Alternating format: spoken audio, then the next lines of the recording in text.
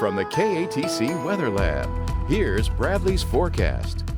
Well, after sunny skies yesterday, cloud cover taking a hold of the forecast today, but those clouds should start to thin out at least to a degree tonight. And overall, next couple of days not looking too terribly bad. Mixture of sunshine and clouds, seasonable conditions, but we are looking at increased rain chances, especially as we head into the middle parts of the week. Could have a low wind threat of severe weather as well. And then maybe a few more showers as we head into the weekend. So we'll take a look at that in just a second. But first, satellite and radar composite again. Talked about this yesterday. We were going to have a disturbance pushing through the area today, so that was going to increase our cloud cover and the possibility of a couple light showers. We did see that earlier today, but nothing that really amounted to a whole lot. And really, the main impulse with this system heading offshore, you see all the shower and storm activity there out in the Gulf of Mexico, and that's where it's pretty much going to remain.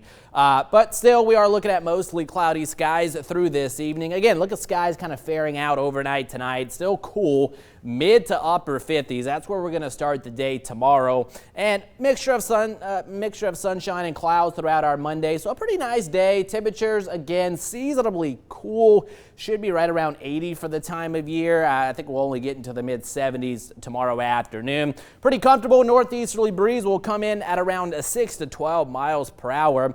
And we're looking at a pretty similar setup as we head into Tuesday. Mid to upper 50s is where we'll start. Partly cloudy into the afternoon. Probably a touch warmer Tuesday afternoon, but still not too terribly bad as highs push the upper 70s to lower 80s. Notice shower and storm activity starting to build out here into Texas late on Tuesday. We're going to see some of that activity moving into Acadiana beginning Wednesday morning. So rain chances will increase there. Low end chance that we see an isolated severe storm or two, but again, the overall threat at this point relatively low.